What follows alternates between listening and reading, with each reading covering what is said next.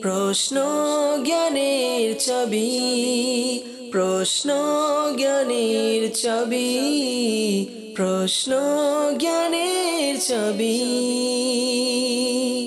আলহামদুলিল্লাহি রাব্বিল আলামিন ওয়াসসালাতু ওয়াসসালামু আলা সাইয়্যিদিল মুরসালিন আম্মা বা'দ ফাআউযু বিল্লাহি মিনাশ শাইতানির রাজিম বিসমিল্লাহির রহমানির রহিম। আসসালাতু ওয়াসসালামু আলাইকা ইয়া রাসূলুল্লাহ ওয়া আলা আলিকা ওয়া আসহাবিকা ইয়া হাবিবাল্লাহ। আসসালাতু ওয়াসসালামু আলাইকা ইয়া নবিয়াল্লাহ ওয়া আলা আলিকা ওয়া আসহাবিকা ইয়া নূরাল্লাহ। প্রিয় ইসলাম ভাইরা, মাদানী চ্যানেল দর্শকবৃন্দ, আলহামদুলিল্লাহ আজ্জা ওয়াজাল আরও একবার আপনাদের নিকট উপস্থিত হয়েছি মাদানী চ্যানেল বাংলার ধারাবাহিক অনুষ্ঠান, শিক্ষামূলক অনুষ্ঠান, যার নাম হচ্ছে প্রশ্ন জ্ঞানের চাবি। দর্শকবৃন্দ, যারাই আমাদেরকে এই মুহূর্তে যেখান থেকে দেখছেন বা শুনছেন, আপনাদের সকলকে জানাই আন্তরিক শুভেচ্ছা এবং অভিনন্দন। আপনারা অবগত আছেন, এই অনুষ্ঠানে আমরা চেষ্টা করি যে প্রতিটি পর্বে আপনাদের কিছু প্রশ্ন আমরা নিয়ে থাকি, আপনাদের কিছু কল আমরা নিই, ভিডিও প্যাকেজ নিই, এগুলোর উত্তর আমরা মুফতি সাহেব থেকে জেনে নিই। যেহেতু আমাদের অনুষ্ঠানের নাম হচ্ছে প্রশ্ন জ্ঞানের চাবি, আমরা প্রশ্ন নিয়ে থাকি আর এই প্রশ্ন করার দ্বারাই আমরা উত্তর পাই মুফতি সাহেব থেকে। আজকে ইনশাআল্লাহ তাআলা কিছু প্রশ্ন আমরা নিয়ে অনুষ্ঠানের মধ্যে এসেছি। এই প্রশ্নগুলো আমরা মুফতি সাহেবকে করব, মুফতি সাহেব আমাদেরকে উত্তর দিয়ে আমাদের ইলমে দিন শিখাবেন ইনশাআল্লাহ আজ্জা ওয়াজাল। আসুন অনুষ্ঠানের শুরুর দিকে আমাদের প্রিয় নবী রাহমাতুল্লিল আলামিন সাল্লাল্লাহু তাআলা আলাইহি ওয়াসাল্লামের উপর দুরূদে পাক পাঠ করার ফজিলত সম্বলিত একটি হাদিসে মোবারকা শ্রবণ করি। আমার আপনার নবী, প্রিয় নবী সাল্লাল্লাহু তাআলা আলাইহি ওয়াসাল্লাম ইরশাদ ফরমান, যে ব্যক্তি আমার উপর একবার দুরূদে পাক পাঠ করবে তার উপর 10টি রহমত প্রেরণ করা হয়। সুবহানাল্লাহ। চিন্তা করি দর্শকবৃন্দ, একবার দুরূদে পাক পাঠ করলে আল্লাহ তাআলা ওই ব্যক্তির উপর, অর্থাৎ দুরূদে পাক পাঠকারীর উপর 10টি রহমত প্রেরণ করেন। তো আল্লাহ তাআলা আমাদেরকে বেশি বেশি দুরূদে পাক পাঠ করার তৌফিক দান করুক। আমরা চাইলে অনেকগুলো দুরূদে পাক পাঠ করতে পারি, কারণ দুরূদে পাক এমন বড় কোনো আমল নয়, দুরূদে পাক এমন দীর্ঘায়িত সময় নিয়ে পড়তে হয় এরকম নয়। সাল্লাল্লাহু আলা মুহাম্মদ আসসালাতু ওয়াসসালামু আলাইকা ইয়া রাসূলুল্লাহ, এই যে দুরূদে পাক হয়ে গেল, দুরূদে পাক পাঠ করব, বরকত অর্জন করব ইনশাআল্লাহ আজ্জা ওয়াজাল। আসুন আমরা অনুষ্ঠানের বরকতের জন্য একবার দুরূদে পাক পাঠ করি। সাল্লু আলাল হাবিব সাল্লাল্লাহু তাআলা আলা মুহাম্মদ সাল্লাল্লাহু তাআলা আলাইহি ওয়াসাল্লাম। দর্শকবৃন্দ, আপনারা দেখছেন অনুষ্ঠান প্রশ্ন জ্ঞানের চাবি। কুরআনুল কারীম ফুরকানুল হামিদের মধ্যেও আল্লাহ রাব্বুল আলামিন আমাদেরকে জানিয়েছেন বা বলেছেন আমরা যেন প্রশ্ন করি। যারা জ্ঞানী রয়েছে, জ্ঞানীদেরকে যেন আমরা প্রশ্ন করি। কি হবে? জ্ঞানীদেরকে প্রশ্ন করলে জ্ঞানীদের থেকে আমরা উত্তর পাবো, আমাদেরও জ্ঞান বৃদ্ধি পাবে। আল্লাহ রাব্বুল আলামিন কুরআনে পাকে ইরশাদ ফরমান, অর্থাৎ তোমরা যদি না জানো তাহলে তোমরা জানো, জিজ্ঞাসা করো যারা জানে তাদের কাছে। তো আমাদের উচিত আমরা যেন উলামায়ে কিরামের শরণাপন্ন হই। যখনই আমরা কোনো মাসআলার সম্মুখীন হব, যে কোনো প্রশ্নের সম্মুখীন হব, উলামায়ে আহলে সুন্নাত রয়েছে, মুফতিয়ানে কিরাম রয়েছে, তাদের সাথে আমরা যোগাযোগ করে আমাদের সমস্যাগুলো সমাধান করে নিব ইনশাআল্লাহ তাআলা। আর এরই পরিপ্রেক্ষিতে আমরা আলহামদুলিল্লাহ আজ্জা ওয়াজাল এই অনুষ্ঠানকে নিয়ে এসেছি প্রশ্ন জ্ঞানের চাবি। আপনারা প্রশ্ন করবেন, সাধারণ ইসলামী ভাই প্রশ্ন করবে, মুফতি সাহেবের উত্তর আমরা শুনব ইনশাআল্লাহ তাআলা। এতে কি হবে? একদিকে সমস্যাগুলো উঠে আসবে, আরেক দিক থেকে মুফতি সাহেব আমাদেরকে সমাধানগুলো দেবেন। এভাবে ইলমে দিনের আলোচনা হবে, ইলমে দিনের চর্চা হবে, ইলমে দিন শেখা হবে ইনশাআল্লাহ আজ্জা ওয়াজাল। তো দর্শকবৃন্দ, আমরা যাব, আপনাদের কিছু প্রশ্ন আছে, এই প্রশ্নগুলো আমরা শুনবো, উত্তর নেব ইনশাআল্লাহ আজ্জা ওয়াজাল। তো দর্শকবৃন্দ, যারা চান যে আপনারা আপনাদের প্রশ্ন করবেন, আপনাদেরকে অনুরোধ করব, আমাদের মাদানী চ্যানেলের ফর কল নাম্বার ফ্ল্যাশ হয় কল করার জন্য, অথবা আমাদের হোয়াটসঅ্যাপ নাম্বার দেওয়া থাকে। আপনারা চাইলে অডিও কলের মাধ্যমে আমাদেরকে দিতে পারেন, ভয়েসের মাধ্যমে দিতে পারেন, অথবা আপনারা চাইলে ভিডিও বানিয়ে আপনাদের প্রশ্নগুলো আমাদেরকে পাঠাতে পারেন। আমরা ইনশাআল্লাহ তাআলা মুফতি সাহেব থেকে আপনাদেরকে উত্তর নিয়ে দেব ইনশাআল্লাহ আজ্জা ওয়াজাল। আসুন দর্শকবৃন্দ, আজকে আমরা শুরু করব আমাদের অনুষ্ঠানের প্রথম প্রশ্ন। দেখব আমাদেরকে কোন ইসলামী ভাই কোন জায়গা থেকে প্রশ্ন করছেন আর কি প্রশ্ন করছেন। আসুন আমরা শুনে নিই। জি, প্রশ্ন শুনিয়ে দিন। আসসালামু আলাইকুম রহমতুল্লাহি ওয়া বারাকাতুহু। ওয়ালাইকুম আসসালাম ওয়া রাহমাতুল্লাহি ওয়া বারাকাতুহু। আমি আরিফিন রাব্বি। হুজুরের কাছে আমার একটি প্রশ্ন হলো, সম্মানিত মুফতি সাহেবের কাছে একটি প্রশ্ন, কোনো ব্যক্তি যদি ওসিয়ত করে যার ওনার নামে কোরবানি করার জন্য, তাহলে কোরবানি করলে সেই গোশত সদকা করে দিতে হবে? আর মৃত ব্যক্তি ওসিয়ত না করলে, মৃত ব্যক্তির নামে যদি কোরবানি করলে গোশত নিজেও খেতে পারবে, সদকাও করতে পারবে? জানিয়ে দিলে ভালো হতো। মাশাআল্লাহ, আরিফিন রাব্বি ভাই আমাদেরকে প্রশ্ন করেছেন, খুব চমৎকার প্রশ্ন করছেন, কুরবানি সম্পর্কিত প্রশ্ন করেছেন, গোশতের ব্যাপারে। আল্লাহ করিম আমাদেরকে কুরবানির সময় কুরবানি করা যদি সামর্থ্য থাকে, বা আল্লাহ তাআলা যেন আমাদেরকে সামর্থ্য দেয় আমরা কুরবানি করি, আল্লাহ তাআলা আমাদেরকে কবুল করে নেন। জি, যে প্রশ্ন আমার আরিফিন রাব্বি ভাই করলেন, আমরা মুফতি সাহেব থেকে উত্তর নেব। মুফতি সাহেব আমাদেরকে এই প্রশ্নের ব্যাপারে কি উত্তর দিবেন, আসুন শ্রবণ করি। যে মুফতি সাহেব আমাদেরকে উত্তর শুনিয়ে দিন। মৃতের পক্ষ থেকে যদি ইসালে সওয়াব হিসেবে কুরবানি করা হয়ে থাকে, তো সেই ক্ষেত্রে আপনারা নর্মালি যেভাবে মাংস খান, নিজেও খাবেন, অন্যদেরকেও খাওয়াবেন, তো সেটা ঠিক আছে ইসালে সওয়াবের ভিত্তিতে। আর যদি মৃত ব্যক্তি ওসিয়ত করে যান, অতঃপর এই অবস্থায় হুকুম হচ্ছে এটা যে সেই মাংস সাদকা করে দিতে হবে। সেই মাংস সাদকা করবেন। এখন সেই মাংস যেহেতু সাদকা করবেন, তো ফকিরদের উপরে এটা অবশ্যই সাদকা করতে হবে। ইয়েতিমদেরকে, শরীফ ফকিরদেরকে এটা সাদকা করবেন। এগুলো ঘরে খেতে পারবেন না যা মাইয়াত ওসিয়ত করে গেছেন। আর যদি মৃতের পক্ষ থেকে ওসিয়ত না থাকে, মৃতের পক্ষ থেকে ওসিয়ত না থাকে, তো তখন আপনি এমনিতেই ইসালে সওয়াব হিসেবে করছেন, তো তার মাংস আপনি নিজেও খেতে পারবেন আর অন্যকেও দিতে পারবেন। আর অধিক উত্তম হচ্ছে এটা যে মৃতের পক্ষ থেকে আপনি যে কুরবানি করছেন মাংস, সেই মাংসগুলো আপনি অধিক হকদারদের কাছে, ফকিরদের কাছে যদি আপনি পৌঁছে দেন, ইনশাল্লাহ সওয়াব আরও বেশি পাওয়া যাবে। কিন্তু ঘরেও যদি খান, আত্মীয়দের কাছে বিলি করেন, এ তো কোনো ধরনের কোনো অসুবিধা নেই। মাশাআল্লাহ, দর্শকবৃন্দ, মুফতি সাহেব উত্তর প্রদান করলেন মাশাআল্লাহ, খুব চমৎকারভাবে। আল্লাহ তাআলা আমাদেরকে যা কিছু আমরা শিখলাম এর উপর আমল করার তৌফিক দান করুক। আরেকটি আমরা প্রশ্ন নেব, ভিডিও প্রশ্ন। দেখি আমাদেরকে কোন ইসলামী ভাই কোন জায়গা থেকে তিনি আমাদেরকে প্রশ্ন করেন। জি, প্রশ্ন আরেকটি শুনিয়ে দিন। আসসালামু আলাইকুম রহমতুল্লাহ বারাকাতুহু। ওয়ালাইকুম আসসালাম ও রহমতুল্লাহি ওয়া বারাকাতুহু। আমি মনসুর আত্তারি। মুফতি সাহেবের কাছে আমার একটি প্রশ্ন, দুজন ব্যক্তি সমান সমান টাকা দিয়ে কোরবানি পশু কিনে কোরবানি করতে পারবে কি? তখন গোশত বন্টন হবে কেমন? জানিয়ে দিলে উপকৃত হতাম। জি, মনসুর ভাই আমাদেরকে কল করলেন, তিনি জানিয়েছেন বা প্রশ্ন করেছেন মুফতি সাহেবের কাছে যে দুজন ব্যক্তি যদি সমান সমান টাকা দিয়ে কুরবানি করে, তাহলে কুরবানি কিভাবে কি করবে, আর গোশত যে রয়েছে গোশত কিভাবে বন্টন করবে। তো আসুন মুফতি সাহেব থেকে শুনি। যেহেতু কুরবানির মাসে কুরবানি করা হয়, কুরবানির পূর্বে আমাদের এই রকম প্রশ্নগুলো আমাদের মাথায় ঘুরপাক খেতে থাকে যে কয়জন মিলে কুরবানি করতে পারবো, কুরবানির মধ্যে কয়টি অংশ হবে, তো নানান বিষয় নিয়ে প্রশ্ন থাকে। তো আমাদের মনসুর ভাই যে প্রশ্ন করলেন, এই প্রশ্নের উত্তরে মুফতি সাহেবের উত্তর আমরা শুনে নিই। জি, মুফতি সাহেব আমাদেরকে উত্তর শুনিয়ে দিন। সম্ভবত আপনার প্রশ্ন হচ্ছে এটা বড় প্রাণী যেমন গাবি, ষাঁড় ইত্যাদি, উট ইত্যাদি যখন নেওয়া হয়, তো দুজন ব্যক্তি সমান টাকা দিবেন, তো দুজন ব্যক্তির পক্ষ থেকে কি সেই বড় প্রাণী কুরবানি দিতে পারবে? এমনটা অবশ্যই হতে পারে। এই ক্ষেত্রে প্রতিজনের জন্য 3.5 ভাগ করে হিসাব করা হবে। এখন চাই তারা এক অংশ নিজের জন্য, মা বাবার জন্য, এইভাবে যে কোনোভাবে করে নিল, তো বাকি যে আদা আদা হিসাব রয়েছে, তো এটা চাই নবী পাক সাল্লাল্লাহু আলাইহি ওয়াসাল্লাম কিংবা আউলিয়ায়ে কিরাম কিংবা কারো ইসালে সওয়াবের জন্য করবে, একেবারে ঠিক আছে, এখানে কুরবানি হয়ে যাবে। আচ্ছা, সাধারণ কোনো তৃতীয় ব্যক্তি যার অংশই 7 ভাগ থেকে কম হয়, অর্থাৎ অর্ধ অংশ, পৌনে অংশ, এক অংশ পূর্ণ না হওয়া, তখন কুরবানি হবে না, একেবারে কারো কুরবানি হবে না, কেননা কমপক্ষে এক অংশ এটা হওয়াটা জরুরি। এখন এই অবস্থায় তো এই সমস্ত 3 অংশ তাদের হয়ে যাচ্ছে, তো মাংস অর্ধেক হারে বন্টন করবেন। এটার 7 অংশ বানানো এটা জরুরি নয়। 2 ব্যক্তির টাকায় 2 ব্যক্তি প্রাণী জবাই করেছেন, মাংস অর্ধেক অর্ধেক করে তারা বন্টন করে নেবেন। জি, মাশাআল্লাহ, খুব চমৎকারভাবে কুরবানি, অর্থাৎ অংশীদারে যখন একাধিক ব্যক্তি অংশীদারে কুরবানি করবে, মাংস কীভাবে বন্টন করবে সেই ব্যাপারেও খুব চমৎকার রহনুমাই করেছেন। মাশাআল্লাহ, আল্লাহ তাআলা মুফতি সাহেবকে সালামত রাখুক। যারা প্রশ্ন করছে আল্লাহ তাআলা তাদেরকেও বরকত দান করুক।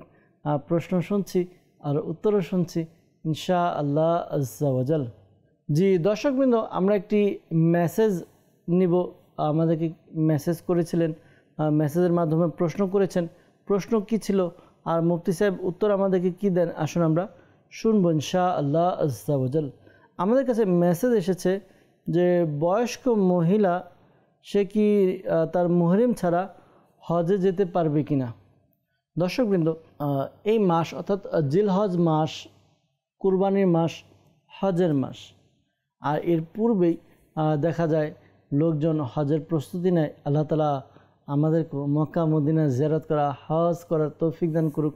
আল্লাহ তাআলা সবাইকে হজ করার তৌফিক দান করুক। দর্শকবৃন্দ, প্রশ্ন যে এসেছে যে জিজ্ঞাসা করেছেন বৃদ্ধা মহিলা সে কি তার মুহরিম ছাড়া হজে যেতে পারবে কিনা। তো এই ব্যাপারে আমাদের শরীর দিক নির্দেশনা কি, ইসলাম আমাদেরকে কি বলে যে কোনো মহিলা তার মুহরিম ছাড়া বাইরে বের হতে পারবে কিনা, তার বিধিনিষেধ কি, আসুন আমরা মুফতি সাহেবকে জিজ্ঞাসা করি। এটা শুধু হজের ক্ষেত্রে নয় দর্শকবৃন্দ, এটা সব ক্ষেত্রে হবে আশা করি। তারপর দেখি হজের জন্য আলাদা কোনো ছাড় আছে কিনা, মুফতি সাহেব থেকে শুনে নিই। জি মুফতি সাহেব, এ ব্যাপারে আপনি কি বলবেন যে কোনো বৃদ্ধা মহিলা সে তার মুহরিম ছাড়া হজে যেতে পারবে কিনা? জি উত্তর প্রদান করুন। মহিলাদের জন্য যখন শরী সফর তারা এখতিয়ার করবেন তখন তার সাথে তার স্বামী কিংবা মুহরিম অবশ্যই থাকতে হবে।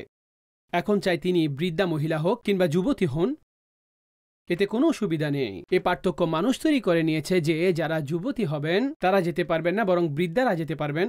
মহিলাদের ব্যাপারে যেটা হাদিসে পাকের মধ্যে ইরশাদ করা হয়েছে যে যার জন্য অর্থাৎ 3 দিনের সফর, যেটা আজকের দিনে 92 কিলোমিটার কিংবা তার চেয়েও বেশি, এখন এই সফর ইখতিয়ার করতে হলে তার সাথে তার মুহরিমও থাকতে হবে আর স্বামীও থাকতে হবে। নিজের সাথে মুহরিম থাকুক কিংবা তার স্বামী থাকুক, স্বামী কিংবা মুহরিম ব্যতীত এই সফর তিনি ইখতিয়ার করতে পারবেন না। হজও তার জন্য আদায় করাটা ফরজ হয় না যতক্ষণ পর্যন্ত স্বামী কিংবা মুহরিম থাকবে না। এখন কোনো সম্পদশালী নারী, তার কাছে টাকা চলে এসেছে, স্বামীও নেই মুহরিমও নেই, তো শরীয়ত এটা বলবে না যে সে তার হজ করার জন্য যাবে, যে আল্লাহ এই ক্ষেত্রেও ফরজ মওকুফ রেখেছেন যতক্ষণ মুহরিম কিংবা স্বামী থাকবে না, তো সে যেন হজও না করে। ততপর হজ হোক, উমরা হোক কিংবা সাধারণ কোনো সফর, মুহরিম ব্যতীত এমন সফর করা মহিলাদের জন্য জায়েজ নেই। হ্যাঁ, কোনো মহিলা যদি এমন ধনী হন যে তার কাছে টাকা আছে, তিনি নিজের টাকাও এবং মুহরিমকেও নিয়ে যাওয়ার মতো সামর্থ্য রয়েছে তার, তো তার জন্য আবশ্যিক হচ্ছে সে মুহরিমকেও সাথে নিয়ে যাবে, তার খরচও সে দিবে, তার হজ আদায় করবে। কিন্তু যদি এমন হয় তার কাছে শুধু তার নিজের খরচ আছে, অন্য কারো খরচ দেওয়ার মতো সামর্থ্য নেই, তাহলে তিনি অপেক্ষা করবেন যখনই কোনো মুহরিম কিংবা স্বামী এমনটা ব্যবস্থা হয়ে যায় যাকে সাথে নিয়ে যেতে পারবেন, তাহলে তার সাথে গিয়ে হজের ফরজ আদায় করবেন। আর যদি এই সামর্থ্য তার কাছে নাই থাকে, না স্বামীর ব্যবস্থা না মুহরিমের, তো তখন তার উপর আদায় করাটা এটা জরুরি নয়, বরং এটা মওকুফ থাকবে। বরং এটা বলা হয়েছে যদি সে মৃত্যুর ধার প্রান্তে পৌঁছে যায় এবং উনার ইয়াকিন হচ্ছে উনি আদায় করতে পারবেন না হজের ফরজ, তো তিনি ওসিয়ত করবেন যাতে উনার বদলি হজ হিসেবে কেউ এই হজ যেন করে দেন। তো এই জন্য এটা এতটুকু মাসালা, মানুষ তো সওয়াব নেওয়ার জন্য যায় কিন্তু উল্টা গুনাহ নিয়ে চলে আসেন, প্রতিটি কদমে গুনাহ। যখন কোনো মহিলা হজ কিংবা উমরার জন্য বিনা মুহরিমে চলে যান, আচ্ছা এই সফর হজ কিংবা উমরার সাথে নির্দিষ্ট নয়, সাধারণ সফরে যদি কোনো মহিলা এমন রয়েছেন 92 কিলোমিটার সফর কোনো স্বামী ব্যতীত কিংবা মুহরিম ব্যবস্থা করতে না পারেন, তাহলে এটাও তার জন্য বৈধ হবে না, সে গুনাহগার হবে, তার সাথে তার কোনো না কোনো মুহরিম হওয়া এটা জরুরি। আল্লাহ তাআলা আমাদেরকে তৌফিক দান করুক। দেখুন ইসলাম মহিলাদেরকে কতটুকু নিরাপত্তা দিয়েছে যে একটু বাইরে যাবে অবশ্যই পুরুষ নিয়ে যেতে হবে, আর এমন পুরুষ যে তার সাথে চলতে পারবে এমন লোক নিয়ে যেতে হবে, না হয় সে যেতে পারবে না। অর্থাৎ ইসলামের মধ্যে সিকিউরিটি সেফটির বিষয়টা কত চমৎকারভাবে আমাদেরকে আল্লাহ তাআলা দিয়েছেন। এরপরও অনেকের মধ্যে এই পর্দাগুলো বা এই সেফটিগুলো আমাদের হয়তো বোঝা আসে না, কিন্তু পরবর্তীতে যখন আমরা গিয়ে বিপদে পড়ি তখন মনে হয় যে না, ইসলামের যে বাণীগুলো রয়েছে, ইসলামের যে বিধিবিধান রয়েছে, বিধিনিষেধ রয়েছে, তা আসলে খুব কার্যকরী, খুব উপকারী। আল্লাহ তাআলা আমাদেরকে বোঝার তৌফিক দান করুক। দর্শকবৃন্দ, প্রশ্ন উত্তর চলছে, আর এভাবে আমরা ইলমে দ্বীন অর্জন করছি, এভাবে আমরা ইলমে দ্বীন অর্জন করতে থাকবো। আমরাও উলামায়ে কিরামের কাছে বিভিন্ন বিষয়ে প্রশ্ন করতে থাকবো ইনশাআল্লাহ তাআলা। দর্শকবৃন্দ, আরেকটি প্রশ্ন আপনাদের নিব, ভিডিও প্রশ্ন। দেখবো ইসলামী ভাই আমাদেরকে কি প্রশ্ন করে, এরপর মুফতি সাহেব আমাদেরকে কি উত্তর দিবেন তা আমরা শুনবো ইনশাআল্লাহ তাআলা। জি, প্রশ্ন শুনিয়ে দিন। আসসালামু আলাইকুম রহমতুল্লাহ বরকাত। ওয়ালাইকুম সালাম রহমতুল্লাহি ওয়াবারাকাতু। জি, প্রশ্ন করুন। আমার নাম মোহাম্মদ মিজানুর রহমান। হুজুরের কাছে আমার একটি প্রশ্ন, কোরবানি না করার শাস্তি ও ক্ষতিপূরণ আদায়ের পদ্ধতি কি জানিয়ে দিলে খুশি হতাম। জি প্রিয় ভাই, আপনি আমাদেরকে কল করেছেন, যে প্রশ্ন করেছেন কুরবানি আদায় না করার কি শাস্তি রয়েছে, আর এটার যদি কেউ আদায় না করে তো সেক্ষেত্রে কি করবে, এ বিষয়ে জানতে চেয়েছেন মুফতি সাহেব থেকে। আমরা এই বিষয়ে জানবো। অনেকের মধ্যে অনেকে এমন রয়েছে যে বিভিন্ন কারণে আমরা কুরবানি দিতে পারলাম না, তখন আমাদের কি করতে হবে, অথবা অনেকের সামর্থ্য রয়েছে কিন্তু কুরবানি করতে চায় না, মেন্টালিটি অথবা মন মানসিকতা তৈরি হয় না। তো এই ক্ষেত্রে মুফতি সাহেব কী বলবেন আসুন শুনে নিই। যে মুফতি সাহেব আমাদেরকে মাদানী ফুল দিন। জি, কুরবানি না করার শাস্তি। যে ব্যক্তি সামর্থ্যবান রয়েছেন আর কুরবানি তার উপর আবশ্যিক হয়ে যায়, সেই ব্যক্তি কুরবানি না করা এটা এতটা অপছন্দনীয়, রাসূলুল্লাহ সাল্লাল্লাহু আলাইহি ওয়াসাল্লাম ইরশাদ করেছেন। তো যে ব্যাপারে ইরশাদ করা হয়েছে যে সে যেন আমাদের ঈদগাহের নিকটবর্তীও না হয়, অর্থাৎ এতটা অসন্তুষ্টি প্রকাশ করেছেন আমাদের ঈদগাহেও যেন না আসে যে ব্যক্তি কুরবানি করছেন না, অর্থাৎ সামর্থ্যবান কিন্তু কুরবানি করছেন না। তো তাকে বলা হয়েছে যেন আমাদের ঈদগাহের নিকটবর্তীও সে ব্যক্তি না আসে। এখন অনুমান করুন কতটুকু রাসূল পাক সাল্লাল্লাহু আলাইহি ওয়াসাল্লাম অসন্তুষ্ট হয়েছেন। তো আমাদের ইখলাসের সাথে আল্লাহর সন্তুষ্টির জন্য ফাসল্লি লিরাব্বিকা ওয়ানহার, আল্লাহর জন্য কুরবানি করো, আল্লাহর জন্য নামাজ পড়ো। তো রবের সন্তুষ্টির জন্য আমাকে নামাজও পড়তে হবে আর কুরবানিও আদায় করতে হবে। এই কুরবানির এই রক্ত এটা জমিনে পতিত হওয়ার আগেই আল্লাহর দরবারে কবুলিয়তের মর্যাদায় অধিষ্ঠিত হয়। এটার মাধ্যমে আল্লাহ আমাদের গুনাহসমূহ ক্ষমা করে দেন। এ প্রাণীর মাংস ইত্যাদি তার ওজন এতটুকু বৃদ্ধি করে কিয়ামতের দিন আমাদের নামায়ে আমলের মধ্যে রাখা হবে, আর আল্লাহ এটার পুরস্কার দিবেন, সওয়াব দান করবেন। এই জন্য আনন্দ চিত্তে কুরবানি করতে হবে। বরং বলা হয়েছে কুরবানির দিনসমূহে, অর্থাৎ ইয়মে নাহারের মধ্যে, কুরবানির দিনে এ ব্যাপারে বলা হয়েছে এর চাইতেও বেশি পছন্দনীয় আল্লাহর কাছে কোনো টাকা নেই যা কুরবানিতে খরচ করা হয় যতটুকু এটা পছন্দ। এটাই হচ্ছে কারণ যে ব্যক্তি যদি বলে যে আমি কুরবানি ছেড়ে সাদকা করব, বলে না, কুরবানির দিন তো কুরবানি করুন, যদিও বা আপনার উপর কুরবানি ওয়াজিব নয়। আপনি বলছেন যে আমি সাদকা করছি, এত টাকা রয়েছে যে আপনি কুরবানি করতে পারবেন, তো আপনি কুরবানি করুন। এই আমলই আল্লাহর কাছে পছন্দনীয়। আল্লাহ তাআলা আমাদেরকে আল্লাহর সন্তুষ্টিমূলক কাজ করার তৌফিক দান করুক। মাশাআল্লাহ, খুব সুন্দরভাবে বুঝিয়েছেন। আসুন আমরা আরেকটি প্রশ্ন নেব, মুফতি সাহেবের উত্তরে ইনশাআল্লাহ তাআলা জানবো। দেখব কোন ইসলামী আমাদেরকে কি প্রশ্ন করেছেন, আসুন শুনি। জি, শুনিয়ে দিন। আসসালামু আলাইকুম ওয়া রাহমাতুল্লাহি ওয়া বারাকাতুহু। ওয়ালাইকুম সালাম ওয়া রাহমাতুল্লাহি ওয়া বারাকাতুহু। আমার নাম মোহাম্মদ নুরুল আফসার আত্তারি। কোনো মসজিদের ইমাম সাহেবদেরকে কি কোরবানি পশুর চামড়া দেওয়া জায়েজ হবে কিনা, এটা একটু জানিয়ে দিলে খুশি হতাম। জি, নুরুল আফসার ভাই, আপনি কল করেছেন, আমাদেরকে প্রশ্ন করেছেন মুফতি সাহেবের কাছে যে কোরবানির পশুর চামড়ার ব্যাপারে, ইমাম সাহেবকে দেওয়ার ব্যাপারে। তো আসুন দেখি মুফতি সাহেব আমাদেরকে এই ব্যাপারে কি উত্তর শুনিয়ে দেয়। জি মুফতি সাহেব, কোরবানির পশুর চামড়া ইমাম সাহেবকে, মসজিদের ইমাম সাহেবকে দেওয়ার ব্যাপারে আপনি কি বলবেন? কুরবানির পশুর যে চামড়া রয়েছে সেটা যদি মসজিদের ইমামকে কেউ দান করেন আর সেটা বেতন হিসেবে যদি না দেন, তাহলে এটা দেওয়া জায়েজ রয়েছে। দেখুন, চামড়ার হুকুম এটা মাংসের মতোই। যেভাবে মাংস আমরা নিজেরাই খাচ্ছি, আত্মীয়দের দিচ্ছি, গরিবদের দিচ্ছি, যদি কেউ মুস্তাহাব পদ্ধতিতে 3 ভাগে ভাগ করেন, চামড়ারও একই হুকুম যে আপনি নিজে রাখলেন এবং সেটা দিয়ে অন্য কোনো বস্তু বানিয়ে নিলেন, সেটাও ঠিক আছে। হ্যাঁ, বিক্রি করে তার টাকা নিজের কাছে রাখা এটা জায়েজ নেই। যদি আপনি মনে করেন চামড়া রাখা একেবারে তো বেকার, কুরবানি তো হয়ে গেছে, চামড়া বিক্রি করে দিই, টাকা ইত্যাদি আমি পেয়ে যাব, তো এটা তো জায়েজ নেই। হ্যাঁ, এই জন্য বিক্রি করেছেন, এই টাকা আমি ফকিরদের মধ্যে সাদকা করে দিব, কিংবা মসজিদ মাদ্রাসা কোনো জায়গায় আমি এটা খরচ করব, তো এটা ঠিক আছে। গরিবদের দেওয়ার জন্য, মসজিদ মাদ্রাসায় দেওয়ার জন্য এটা ঠিক আছে। কিন্তু এই উদ্দেশ্যে চামড়া বিক্রি করে দেওয়া যে আমি টাকা নিজেই রাখবো, তখন এটা জায়েজ নেই। যদি এই ভিত্তিতে চামড়া বিক্রি করলো এবং সেই টাকা নিজে রেখে দিল, এখন সেই টাকা কোনো সওয়াবের আশা ব্যতীত ফকিরদের মাঝখানে সাদকা করে দিবেন। এখন সাদকা করা আবশ্যিক হয়ে যায় যে ফকিরদের মধ্যে এটা সাদকা করে দিবেন।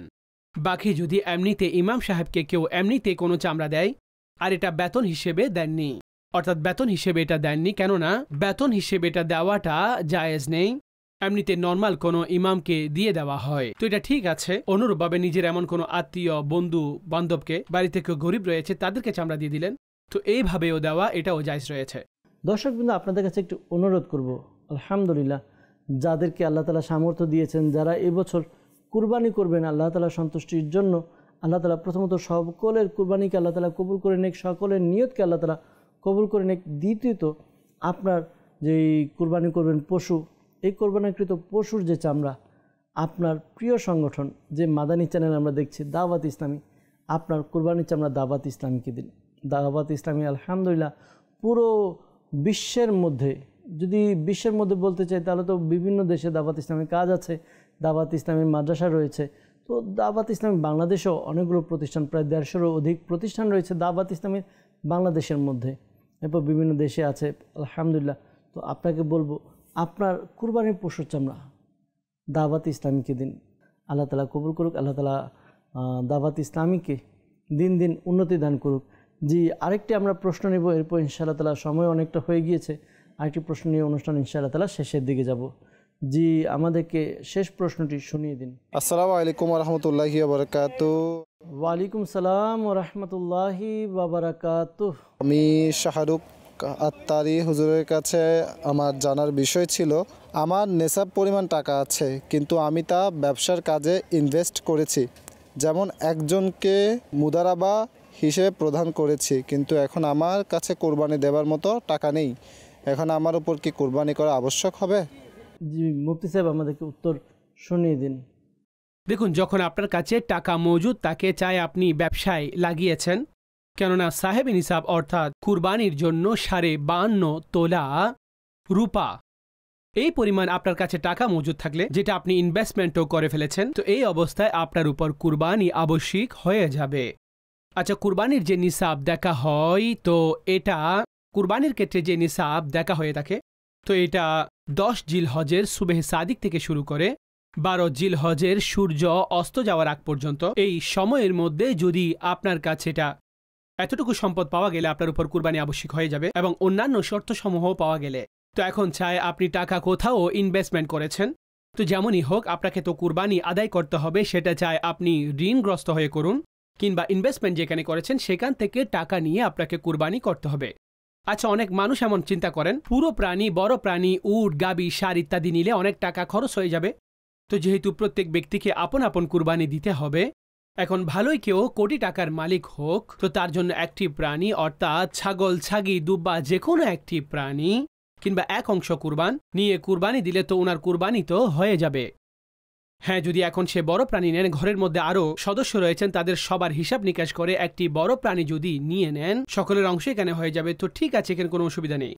কিন্তু শরীয়তের যেটি মাসালা, এক অংশ কুরবান করুন কিংবা আপনি একটি ছাগল, ছাগি কুরবান করুন, তো এইভাবে আপনার কুরবানি আদায় হয়ে যাবে। এখন চাই আপনি ধার করে কোনো প্রাণী ক্রয় করলেন, কারো কাছ থেকে ঋণ নিলেন, কিংবা আপনার কোনো জিনিস বিক্রি করে আপনি প্রাণী ক্রয় করেন, তো যে কোনো একটি অবস্থা আপনাকে অবলম্বন করতে হবে। মাদানী চ্যানেল যদি দেখতে থাকি, আশা করি আমাদের উপকার হতে থাকবে। এই অনুষ্ঠানের মাধ্যমে অনেক অনেক মাসআলার সমাধান আমরা পেয়ে থাকি আলহামদুলিল্লাহ।